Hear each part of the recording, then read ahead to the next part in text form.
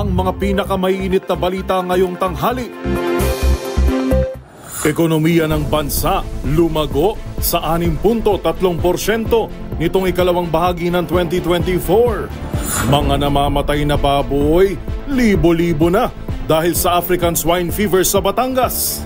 Pangulong Bongbong Marcos hinimok ang mga pulis na maging transparent. Mga korap, pinalaang malalagot. Sa MBC TV correspondents, inuman ng ilang kalalakihan sa Manawag, Pangasinan na uwi sa pananaksak. Sa MBC TV Sports, Nesty Petesio nakuha ang bronze medal sa Paris Olympics. At sa Showbiz Battle, Taylor Swift humakot ng nominasyon sa MTV Video Music Awards 2024. Blackpink Lisa, BTS Jungkook, nominado rin.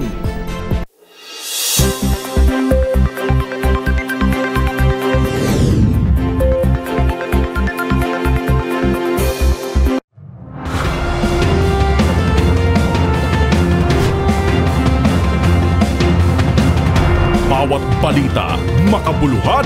Bawat kwento, makapangyarihan. Boses ng Pilipino para sa Pilipino. Live mula sa MBC TV Studio.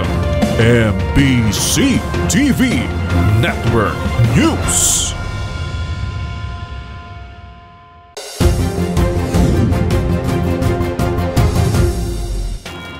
Pilipinas, una sa ating mga balita. Itinuro ni Commission on Elections o COMELEC Chairman Attorney George Garcia ang dati nitong election service provider na Smartmatic bilang mastermind sa akusasyong ikinakabit sa kanya. Ito'y makaraang isa publiko ni Congressman Rodante Marcoleta ang dalawang offshore accounts na umano'y pagmamay-ari ni Garcia. Ang buong detalye iatid sa atin ni Boy Gonzales. Boy. Itinuro ni COMELEC Chairman na George Erwin Garcia na ang Smartmatic ang nagpopondo at gumagawa ng mga peking dokumento para palabasing siya ay may foreign bank account. Sa pulong balitaan, ipinakita ni Garcia ang kaugnayan ng Smartmatic sa mga nakuha nilang dokumento. Ang peking account at dokumento ay nagmula sa foreign company na Haleo Consulting LLC na pag-aari ng negosyanteng si Jose Herrera ng Miami, Florida. Na-discover rin ni Garcia na ang nabanggit na negosyante ay isa sa mga direktor ng Albatross Technologies Corporation na konektado at kaparehas ng address ng Smartmatic sa number 26 Pine Road, Belleville, St. Michael, Barbados. Sabi pa ni Garcia na si Herrera ay father-in-law ng isa sa mga founder at owner ng Smartmatic kung saan ang nabanggit na kumpanya ang posibleng nasa likod ng pagkapondo at gawa-gawang foreign bank account. Si Jose Herrera Paez umano ang nagbibigay umano ng nabanggit na dokumento sa mga politiko na nandito sa Pilipinas. Si Paez ay isang attorney in fact ng Haleo Consultancy Firm at direktor ng Smartmatic. Ang Smartmatic ay dating technology provider ng COMELEC sa mga nakalipas na automated election pero disqualify sa nakalipas na bidding dahil sa mga aligasyon ng dayaan noong nakalipas na eleksyon. Ito si Boy Gonzales para sa MBC TV Network News, una sa Pilipinas, una sa Pilipino.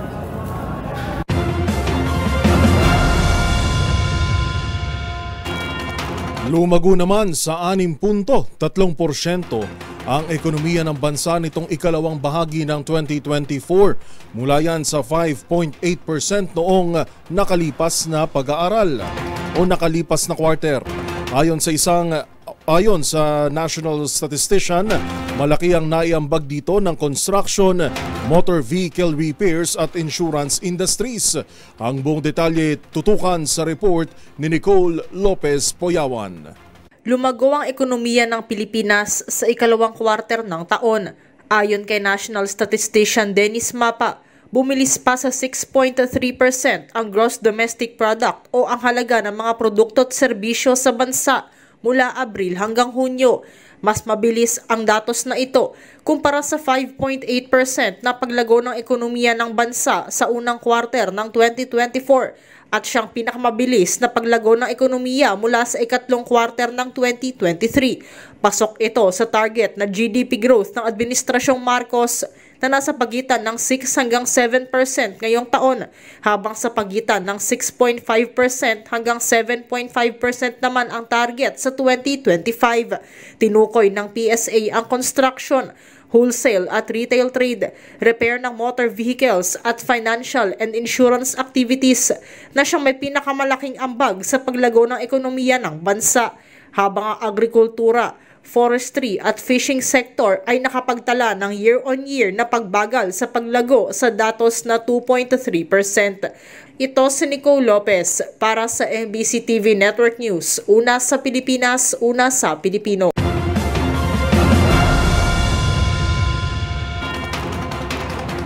Samantala, pumalo naman sa libo-libong mga baboy ang nangamamatay dahil sa paglaganap ng African swine fever sa lalawigan ng Batangas. Ang hinaing ng mga magbababoy sa lalawigan, pakinggan sa ulat ni Arnold Herrera. Umakyat na sa libo-libong baboy ang namamatay sa lalawigan ng Batangas, bunsod ng African swine fever. Sa panayam sa DZRH, labis ang panghihinayang ni Vice President of Luzon Pork Producer, Federation of the Philippines and Congressman Nick Briones dahil sa naging matinding pinsala ng ASF sa lalawigan. Ang bayan ng Lubo ay meron ng mga sampul. Ilan? Ang kinal o tinatay o namatay. Ilang libo? 10,000 Wow. Baboy. Wow. So, kung kukumpitin mo yon, kung ang isang partner 20,000, kung walang sakit, naabot ng 20,000 ay 200 million yon sa isang bayan. Halos maglupasay anya sa panghihinayang ang mga magbababoy na nalimas ang puhunan. Ipinunto rin ni Briones na sa kawalan ng suporta mula sa gobyerno ay napipilitan umano ang ibang magbababoy na itago ang tunay na kondisyon ng kanilang mga alaga, dahilan para lumagana palalo ang ASF. Giit pa nito, kung nais ng gobyerno na sugpuin ang ASF, kailangang ma-procure kaagad ang initial 600,000 doses ng kinakailangang bakuna. Pero higit sa lahat, hindi pwedeng pasundot-sundot ang pagdedeklara ng state of emergency o calamity. Populasyon ng baboy ng mga 9 million. So kung 9 million times 600 pesos, ang kailangan mong ilaang malaki ay 5.4 billion pesos. So kung gusto natin na may libre lahat, ito na may talagang talo pa ang tinamaan ng bagyo o Arena. Sa laki ng pinsala na inabot ng mga bababoy, aabot na 150 billion pesos. Kabilang sa mga pangunahing biktima ng ASF na nangangailangan ng bakuna ay ang mga bayan ng Rosario, Lubong, Lipa, Liang, Calatagan, Talisay at Batangas City. Para sa MBC TV Network News, ito si Arnold Herrera. Una sa Pilipinas, una sa Pilipino. Sa iba pang balita, maliban sa mga magbababoy sa lalawigan ng Batangas, pati po ang ating mga mangingisda ay humaharap sa masalimuot na sitwasyon. Yan ay matapos umakyat sa 78 milyong piso ang nawawalang kita ng ating mga mangingisda bunsod ng oil spill sa Bataan. Narito ang balita ni Val Gonzales. Inihahanda na ng Department of Agriculture ang fuel subsidy at mga ipamamahaging fiberglass boats sa mga mangingisdang apektado ng oil spill sa lalawigan ng Bataan. Ito ang tugon ng DA at iba pang mga ahensya ng gobyerno kasunod ng hindi na kumikita ang nasa mahigit 28,000 bilang ng mga mangingisda na apektado ng malawakang pagtagas ng langis sa karagatan sa bahagi ng Bataan na umabot na sa Ternate, Tanza Noveleta at Rosario, Cavite. Sa report na inilabas ng DA, umaabot na sa 78 milyon mahigit ang nawalang kita ng mga mangingisda kasunod ng ipinatupad na fishing ban sa mga kagaragatang apektado ng oil spill.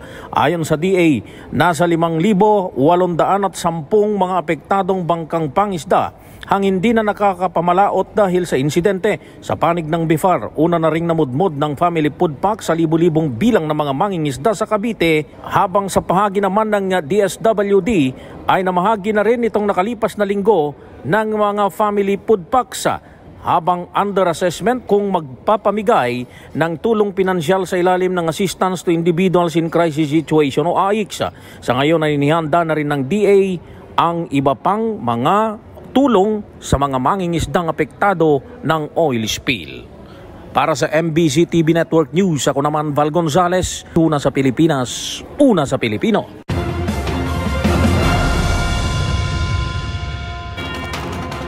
Hinimok naman ni Pangulong Bongbong Marcos ang mga pulis na maging transparent. Kasabayan ng babala nitong pananagutin ang mga korap sa serbisyo. Ang mga detalye ibabalita live ni Edniel Parosa. Edniel. Yoel, maparurusahan ang mga pasaway at korap na pulis. Yan ang babala ni Pangulong Bongbong Marcos sa mga tauhan ng Philippine National Police kasabay ng ika-123 anibersaryo ng Police Service sa Pilipinas. Sa kanyang talumpati sa PNP Headquarters dito sa Campo Crame, hinimok ni Marcos Jr. mga tauhan ng hanay na maging transparent sa kanilang serbisyo. Ginawa ng Commander-in-Chief ang mensahe pagtapos papurihan ang pagbaba ng bilang ng krimen sa liderato ni PNP Chief Police General Romeo Francisco Marbil na nagpatupad ng pinaigting na presensya at foot patrol sa mga komunidad. Batay sa report ng Internal Affairs Service, mahigit na sa 6,000 pulis ang nasasampahan ng kaso administratibo sa ilalim pa lamang ng kasalukuyang administrasyon. Pakinggan natin si Pangulong Bongbong Marcos. The police needs to be disciplined, transparent, and fair. Erring and corrupt police personnel will face the appropriate sanction. Samantala, sa ambush interview sa sidelines ng Police Service Anniversary, sinabi ni Torre na galing ang kinumpirma ni Torre na nasa loob pa ng Kingdom of Jesus Christ compound ang leader nitong wanted na si Pastor Apollo Kibuloy. Sa ambush interview dito sa nasabing event, sinabi ni Torre na galing ang kanilang impormasyon sa ilan mismong mga miyembro ng KOJC. Paliban si Kibuloy, naratili umano sa 30 hektarya na compound na ito sa Davao ang 4 kapwa wanted ng religious leader sa mga kasong qualified human trafficking at child sexual abuse. Pakinggan natin si General Torre. Indicators sa mga informants, simula nung magbigay din tayo ng, kahit na wala pa yung mga rewards may mga nagbibigay ng information na talagang nandun siya kasi tinutugis nga natin yung tao. Kasama ba sa mga nagbibigay sir ng info, mga member din sila? May mga member sila pero I'm not in the liberty of course kasi baka magka-witch hunt pa Ang tinig ni General Nicolas Torre III ng Davao Regional Police Office. Live mula rito sa Campo Crame para sa MBC TV Network News. Ito si Edniel Parosa, nag-uulat, DZRH, una sa Pilipinas, una sa Pilipino. Maraming salamat, RH52 Edniel Parosa.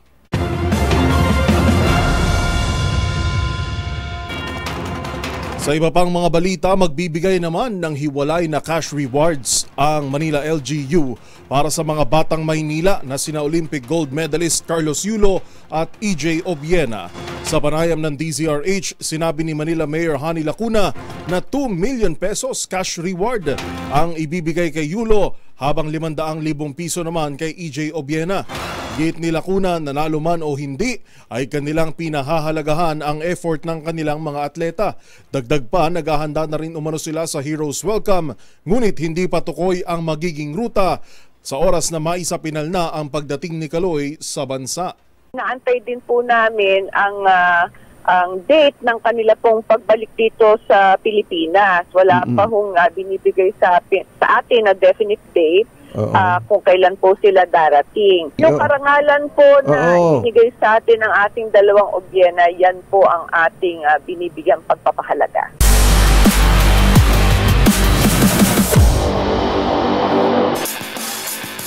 Patuloy naman ang magandang balita sa Paris Olympics. Yan ay dahil isang kababayan natin ang nakapag-uwi ng bronze medal sa boxing. Tinapos ni Nesty Petesio ang kanyang Olympic stint sa ikatlong pwesto ng matalo sa kamay ng kalabang Polish boxer sa women's 57 kg division. Makibalita tayo kay Matchpoint Mili Borja. Muli na namang napatunayan ang husay ng Pinay sa boxing ring. Panibagong makasaysayang panalo kasi ang naitala ng Pinay boxer ni Nesty Petesio matapos nitong makuha ang ikalawang bronze medal ng Pilipinas at ika-4 na medalya sa 2024 Paris Olympics. Nagtapos si Petesio sa ikatlong pwesto, kasunod ng pagkatalo nito sa kalabang si Julia Seremeta mula Poland sa semifinals ng women's 57 kg division via split decision. Nakuha ng two-time Olympic medalist ang first round matapos masweep ang scorecards ng judges. Pero agad nakabawi ang 20-year-old Polish boxer sa dalawang round, sapat na para maipanalo ang laban. Ito nang ikalawang Olympic medal ni Petesio matapos ng kanyang silver medal finish sa 2020 Tokyo Olympics. Sa kasalukuyan, mayroon ng 4 na medalya ang Pilipinas. 2 rito ay ginto mula sa Filipino gymnast na si Carlos Yulo at 1 bronze mula sa kapwa boksingera ni Petesio na si Ira Villegas. Para sa MBC TV Network News, ito si Mili Borja, una sa Pilipinas, una sa Pilipino.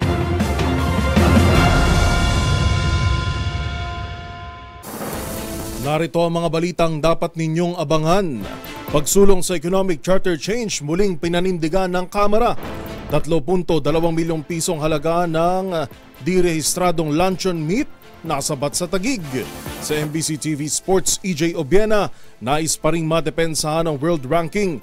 Pole vaulter, wala pa sa plano ang 2028 Olympics. At sa showbiz spotted, Taylor Swift humakot ng 3 nominasyon sa MTV Video Music Awards 2024. Lahat ng yan sa pagbabalik ng MBC TV Network News.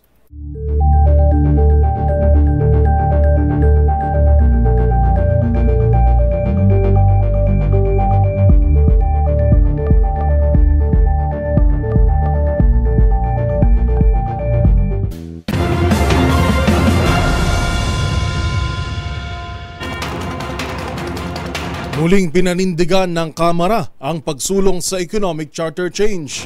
Paniwala ni House Majority Leader Manuel Jose Dalipe, makatutulong ito sa pagpapalago ng ekonomiya, partikular na ang utilities, education at advertising sector. Pakinggan natin ang report ni Milky Rigunan.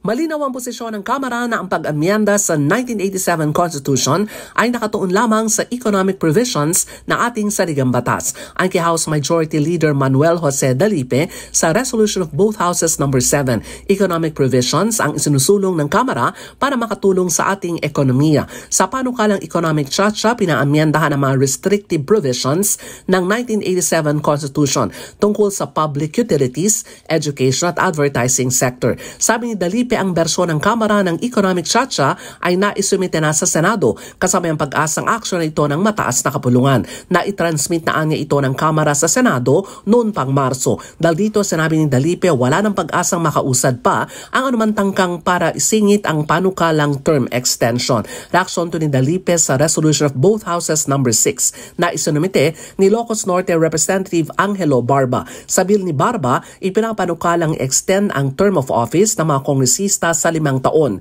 mula sa kasalukuyang 3 taon, pero ang termino ay lilimitahan na lamang sa 2. Para sa MBC TV Network News, ako si Milky Rigunan, una sa Pilipinas, una sa Pilipino.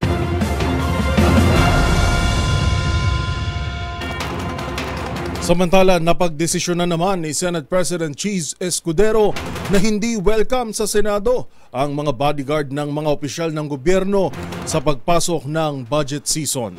Paliwanag ng senador, lilimitahan lamang ang papasukin, lalo't secured naman anya ang Senate building. Ang buong detalye sa report ni Raymond Dadpaas. Hindi na welcome sa Senado ang mga bodyguards at iba pang alalay na mga opisyal ng gobyerno kapag nagsimula na ang budget season. Ito ang desisyon ng liderato ng Senado sa nalalapit ng pagsisimula ng pagtalakay sa 6.352 trillion pesos na 2025 national budget. Ayon kay Senate President Francis Cheese Escudero, magsisimula ang briefing ng Development Budget Coordination Committee o DBCC sa mga senador sa August 14. Paliwanag ni Escudero, secured na building ang Senado kaya't hindi na kailangan ng mga opisyal ng gobyerno na papasukin pa ang kanilang mga bodyguards at iba pang mga alalay. Lilimitahan lamang ang dadalo sa committee budget hearing at ito ay base lamang sa imbitasyon ng LBRMO o ang Legislative Budget Research and Monitoring Office ng Senado. Ang mga staff na kailangan ay ilalagay sila sa isang holding room na may mga pasilidad para sa kanilang monitoring, computers at printers na kanilang kailangan. Paliwanag ni Escudero, kulang ang 8 committee rooms na kanilang gagamitin kapag magkasabay-sabay ang hearing kaya't kailangang limitahan ang bilang ng mga resource persons dahil maikli lang ang panahon para kanilang mabusisi ang 6.3 trillion pesos na 2025 budget. Kailangan nilang tapusin ito sa September 28 bago magbakasyon ang 2 kapulungan ng Kongreso.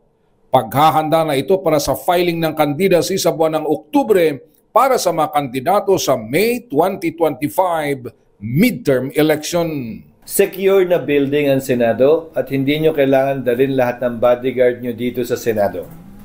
Sa labas na lamang po sila. Pangalawa, yung mga kailangan lamang talaga mag-attend at iimbitahan ng LBRMO ang papapasukin sa mga committee rooms. Meron kaming 2 holding area na pwede silang doon tumambay kung saan mapapakinggan nila yung hearing.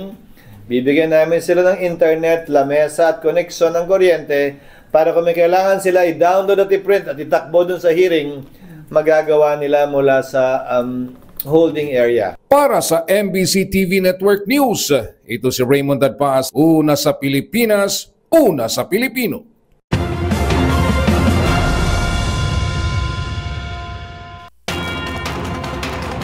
Sinaksihan naman ni Pangulong Bongbong Marcos ang alyansa ng Partido Federal ng Pilipinas at Nationalista Party na isaaniyang magandang halimbawa ng pagkakaisa ng mga lider para sa ikabubuti ng sambayanang Pilipino. Pakinggan natin ang report ni Leth Narciso. Dumagda sa alyansa ang Partido Federal ng Pilipinas ni Pangulong Ferdinand Marcos Jr. at ang Nationalista Party ni dating Senador Manny Villar. Sinaksihan ng Pangulo ang ceremonial signing sa pagitan ni Senator Mark Villar, National Director ng NP, at South Cotabato Governor Reynaldo Tamayo, National President ng PFP. Sa kanyang talumpati, binigyang diin ni Pangulong Marcos na higit sa paghahanda sa midterm elections, napakahalaga ng pagkakaisa ng mga leader para sa kapakanan ng mga Pilipino. Ayon kay PBBM, iisa naman ang hangarin ng mga partido na palakasin ang pundasyon ng bansa para sa ikabubuti ng lahat. Unity is the key for us to move forward. If we are spending our time, our resources, and our energy with opposing one another for our political means, then we have very little time, resources, and energy left for transforming our country into a better place, to transforming the lives of our people. Dumalo sa okasyon na ginanap sa isang hotel sa Taguig ang mga miyembro ng 2 partido sa pangunguna ni NP Chairman at dating Senate President Villar, Senator Cynthia Villar at Deputy Speaker Camille Villar. Ito na ang pang-4 na malaking partido sa politika na nakipag-alyansa sa PFP, sunod sa lakas CMD, Nationalist People's Coalition at National Unity Party. Para sa MBC TV Network News, ito si Leth Narciso, una sa Pilipinas, una sa Pilipino.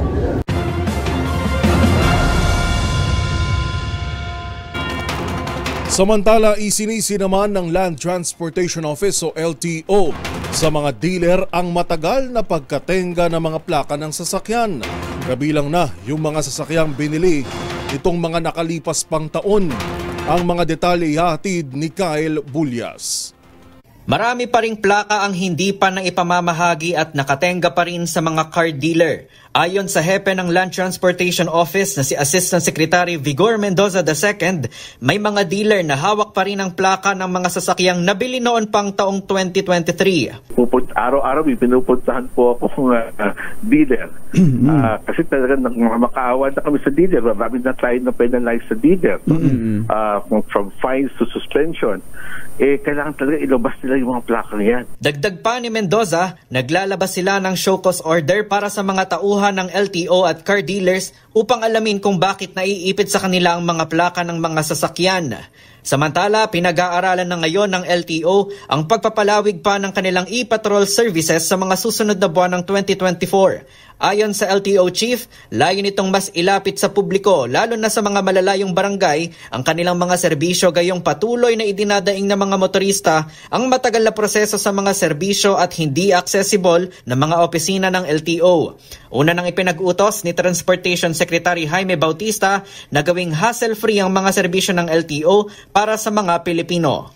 Para sa MBC TV Network News, ito si Kyle Bulias, una sa Pilipinas, una sa Pilipino.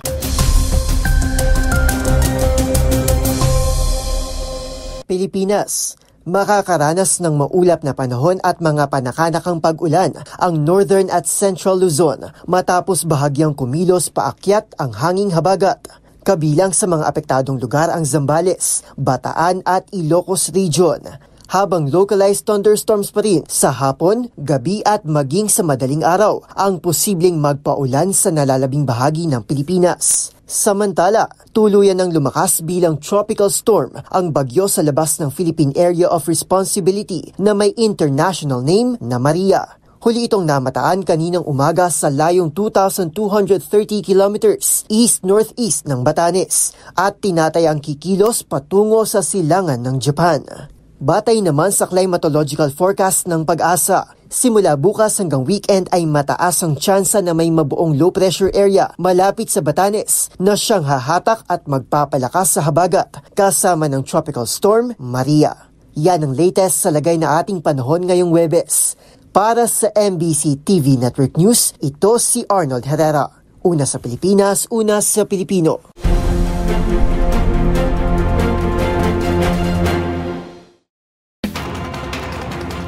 Nasabat naman ng halos 1,355 boxes o aabot sa halagang 3.25 milyong pisong unregistered luncheon meat sa isang warehouse sa Taguig City.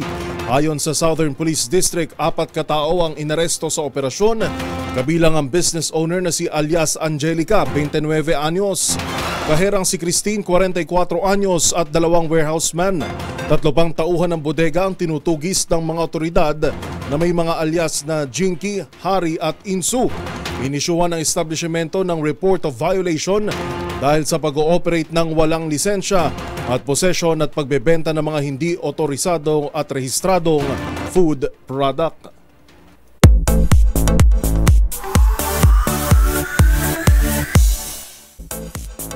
Samantala, inilabas na ang listahan ng mga nominado para sa taunang MTV Video Music Awards.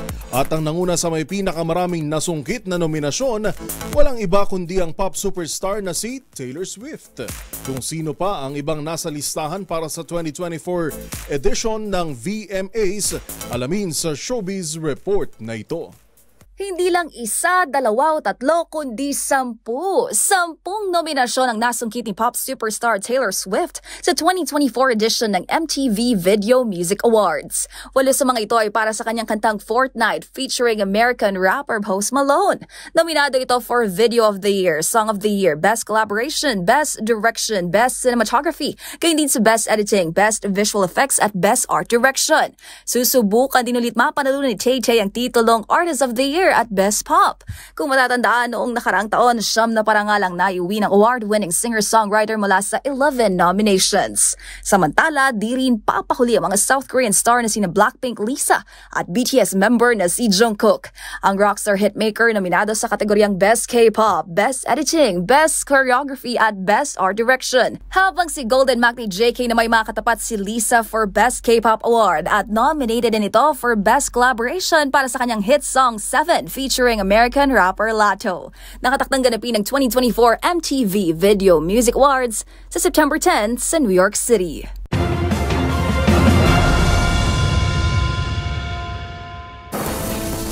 Narito pa ang mga balitang dapat ninyong abangan. Suporta ng pamahalaan sa pagpapalago ng technology at innovation industry, tiniyak ni Pangulong Bongbong Marcos. Sa MBC TV correspondents, kaso ng dengue sa Negros Occidental tumaas na ng 75%.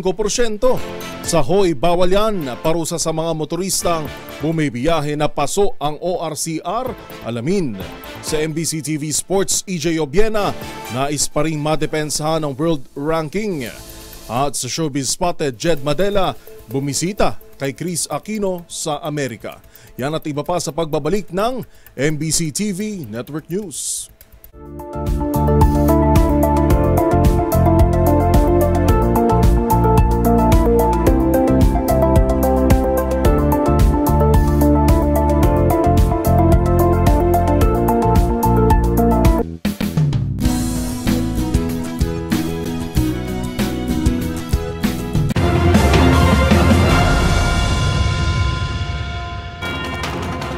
Sa pagpapatuloy pa ng ating balitaan, tiniyak naman ni Pangulong Bongbong Marcos Jr.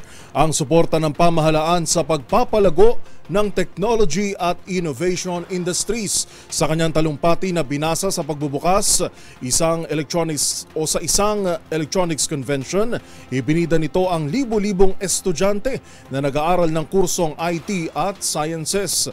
Magbabalita si Rose Babiera. Mananatiling nakasuporta ang pamahalaan sa pagpapalago ng technology and innovation industries sa bansa upang mapabuti ang kalidad ng buhay at trabaho ng mga manggagawang Pilipino. Ito ang tiniyak ni Pangulong Bongbong Marcos sa kanyang talumpati na binasa ni Department of Information and Communications Technology, DICT Secretary Ivan John Uy, sa pagbubukas ng World Consumer Electronics Expo at World of Safety and Security Expo sa Pasay City. Ang pagtitipon na ito ayon sa Pangulo ay layong palakasin ang antas ng teknolohiya sa bansa at gawin itong mas competitive at dynamic para tuluyang makatungtong sa pandaigdigang pamantayan. Ani ang 170,000 na mag-aaral na nagtatapos sa kursong IT at Sciences taon-taon ay sapat na upang masiguro na may supply ng mga profesional at manggagawa na magsusulong ng pag-unlad na ito. At trabaho naman ng gobyerno aniya na bigyan sila ng kanais-nais na working environment. Dagdag pa niya, patuloy ang suporta ng pamahalaan sa paghatid ng mga oportunidad upang mapaunlad ng mga ito ang kanilang mga talento at kasanayan. Ibinida rin ng Pangulo ang mga institusyon na nakibahagi sa Engineering Research and Development for Technology program ng pamahalaan na maglulunsad ng mas pinaigting na research program alinsunod sa National Science and Technology Plan at Philippine Development Plan. Gayon din ang plano sa pagtanggap ng mga electronic companies na nais mamuhunan at palawakin ang kanilang presensya sa bansa. Lahat ng ito ayon kay PBBM ay layong pataasin ang antas ng produksyon ng mga manggagawang Pilipino at itaguyod ang kaligtasan at seguridad ng ating bansa. Para sa MBC TV Network News, ito si Rose Babiera. Una sa Pilipinas, una sa Pilipino.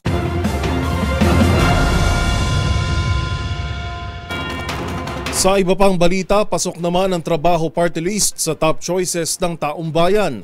Ang buong detalye ibabalita ni Edniel Parosa. Numero 1 concern ng taong bayan ang inflation at di kalidad na trabaho. Mga advokasiyang bit-bit ng trabaho party list na pasok din sa top choices ng publiko batay sa pinakahuling survey. Ayon kay Attorney Filemon Javier, tagapagsalita ng trabaho party list, sinusulong nila ang mga solusyong magpapalakas ng ekonomiya, magpaparami ng mamumuhunan at magbibigay kasanayan para sa mga skilled worker. Higit ng abogado, hindi kasi dapat nakadepende lamang sa wage increase ang pagtugon sa pang-araw-araw na pangangailangan ng pamilyang Pilipino. Ito ang dahilan kung bakit nakikita ni Javier ang pangangailangan ng mamamayan ng representasyon gaya ng trabaho party list sa Kongreso. Batay sa survey na isinagawa mula June 23 hanggang July 1, kabilang ang trabaho party list sa mahigit 20 grupong pinupusuan ng mga botante. Suportado ito ng humigit kumulang 1 milyong Pilipinong interesado sa panatag na hanap buhay. Bukod sa taas sahod, isinusulong din ang trabaho party list ang non-wage benefits upang mapabuti at maging disente ang buhay ng Pilipinong manggagawa. Para sa MBC TV Network News, ito si Edniel Parosa. Una sa Pilipinas, una sa Pilipino.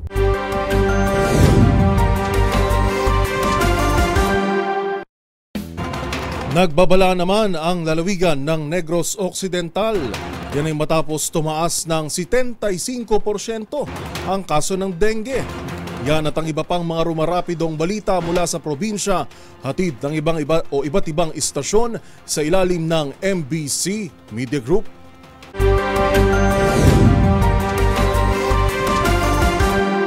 Umabot na sa 75% ang kaso ng dengue sa lalawigan ng Negros Occidental base na rin sa pinakahuling datos ng Provincial Health Office o PHO. Ayon kay Dr. Gerly Pinunggan, pinuno ng Provincial Health Office simula noong Enero 1 hanggang Agosto 3 nitong taon, 6 na ang namatay habang umabot sa 1,520 ang related cases ng dengue. Dagdag pa ni Pinunggan, mas mataas ikumpara noong taong 2023 dahil umabot sa 867 lamang ang kaso. Dumarami pang pasyente sa ngayon sa mga pribadong ospital at halos puno ng Teresita Halanduni Provincial Hospital sa lungsod ng Silay at mga district hospital sa lalawigan. Para sa MBC TV Network News, ito si Rex Cantong, una sa Pilipinas, una sa Pilipino.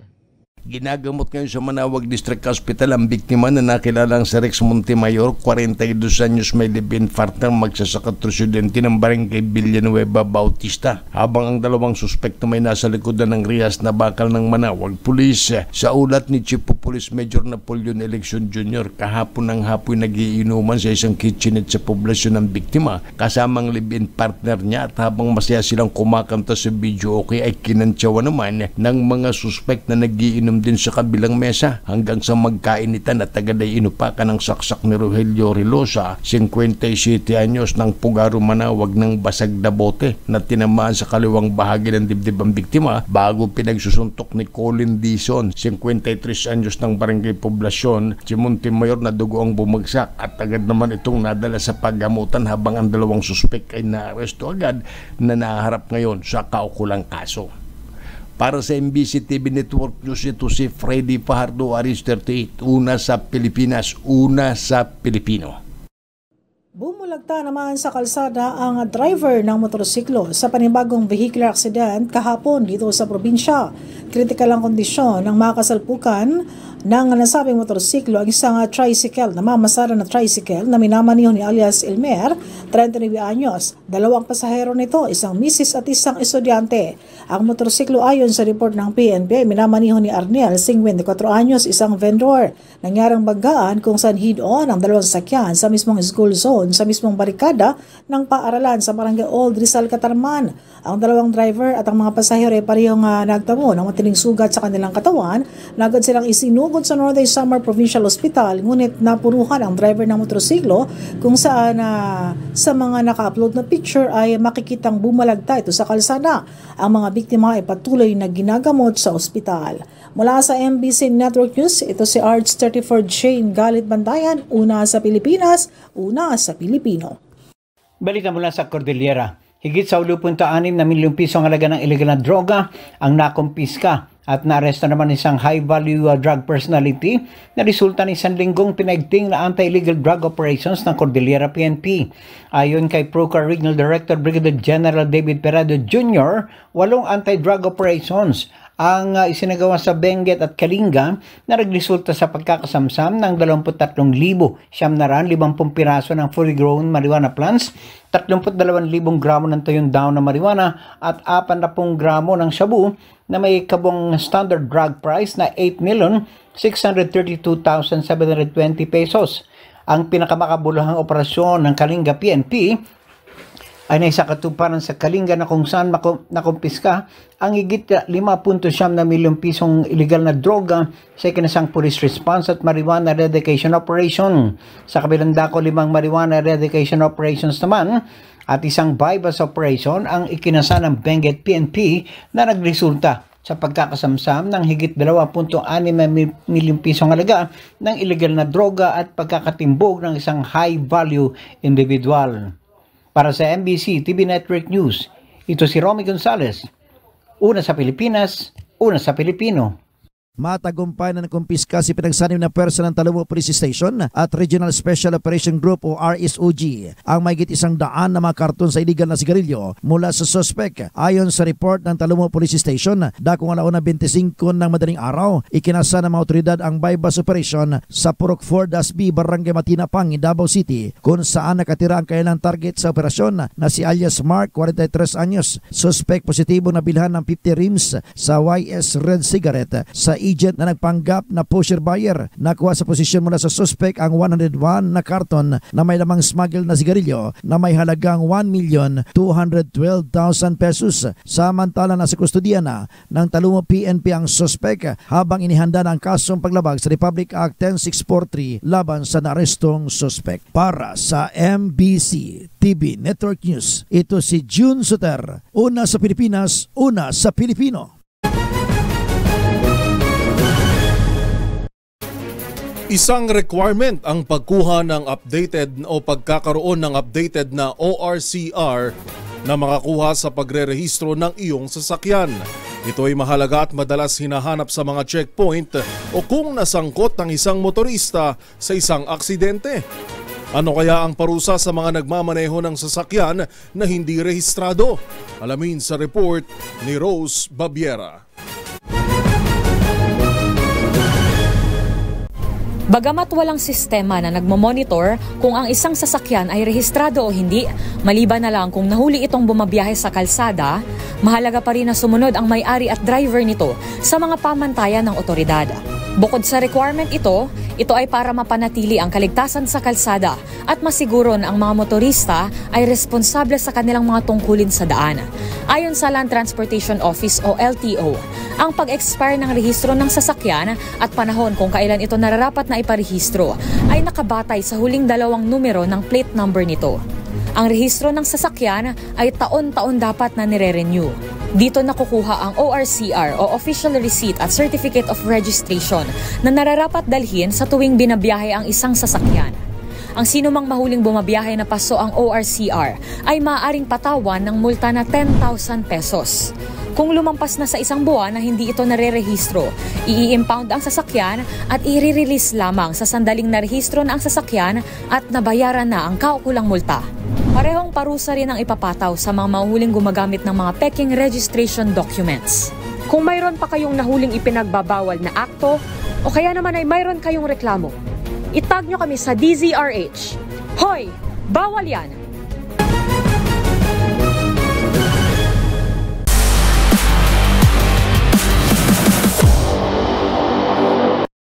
Samantala sa mundo ng pole vault, hindi muna iniisip ng Filipino pole vaulter at world number 2 na si EJ Obiena ang pagsabak sa susunod na Olympics.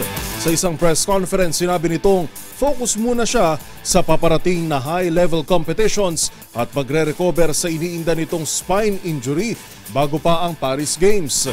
Ang mga detalye ng laro tinutukan ni Millie Borja. One step at a time. Yan ang sinabi ng Filipino pole vaulter at two-time Olympian na si EJ Obiena nang tanungin sa posibleng pagsabak nito sa 2028 Los Angeles Olympics. Magugunitang sa kanyang katatapos lang na Paris Games stint, kinapos si Obiena na makapodium finish at nagtapos sa ika-4 na pwesto ng men's pole vault finals. We'll see. I really am taking it one day at a time, seeing what exactly fuels my fire. The reason why I can't give you guys the answer that you guys I think wants to have is just that I don't want to lie. I don't want to go and say, oh yeah, we're gunning right away, this and that. And if I don't truly feel that, if I don't truly comprehend the sacrifices that I need to do, I don't want to be in LA and just be in LA. If I'm going to do that, I'm going to go all out. I'm going to freaking win the thing. Para kay Obiena, kung gusto nitong bumalik sa Olympics, kailangan niyang mas maging fully committed. Sa kabila nito, kinlaro ng Pinoy Pride na nais pa rin niyang panatilihin ang posisyon sa world ranking bilang number 2. At dahil sa iniindang spine injury, na siya ring isa sa itinuturong dahilan kung bakit kinailangan ng double effort ni Obiena sa Paris stint nito, pili at tanging high-level competitions muna ang sasalihan niya. I've not really joined any small tournaments this year. I think I've chosen a lot of high-level competitions. It's been it's been a very tough season for me. I think overall, I felt like I was just getting maybe 2-3 sessions. I would say 3 sessions before Olympics that I started to be able to stitch together myself. At yan ang mga latest updates sa mundo ng sports. Para sa MBC TV Network News, ito si Mili Borja, una sa Pilipinas, una sa Pilipino.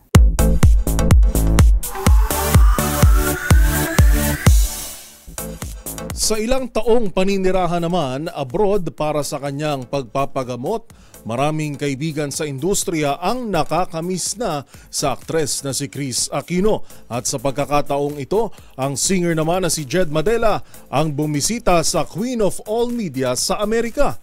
Ang kanilang reunion photos silipin sa Showbiz Report na ito. Binisita ng singer na si Jed Madela si Queen of All Media Kris Aquino sa Amerika kung saan ito pansamantalang naninirahan para sa kanyang gamutan.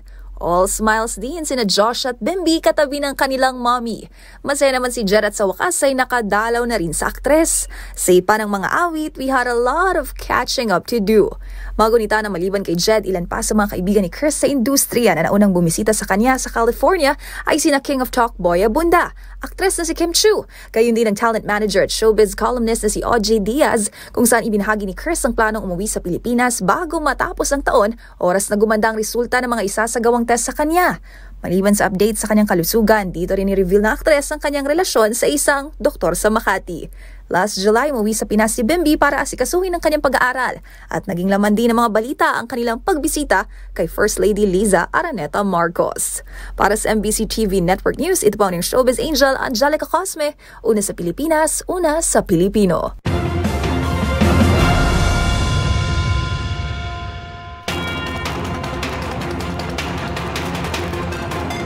At yan po mga balitang aming nakalap ngayong araw ng Huwebes. Sa ngalan po ni Ms. Karen Oyong, ito po si Jewel Reyes. Magkita-kita tayo muli bukas araw na ng Biyernes para sa mga balitang makabuluhan, mga kwentong makapangyarihan. Hatid pa rin ang boses ng Pilipino para sa Pilipino. Ito ang MBC TV Network News. Una sa Pilipinas, una sa Pilipino.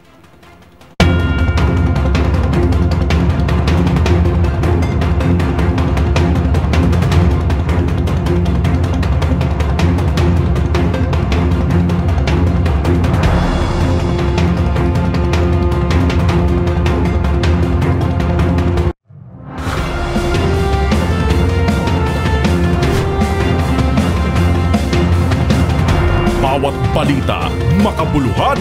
Bawat kwento, makapangyarihan. Boses ng Pilipino para sa Pilipino. Live mula sa MBC TV Studio. MBC TV Network News.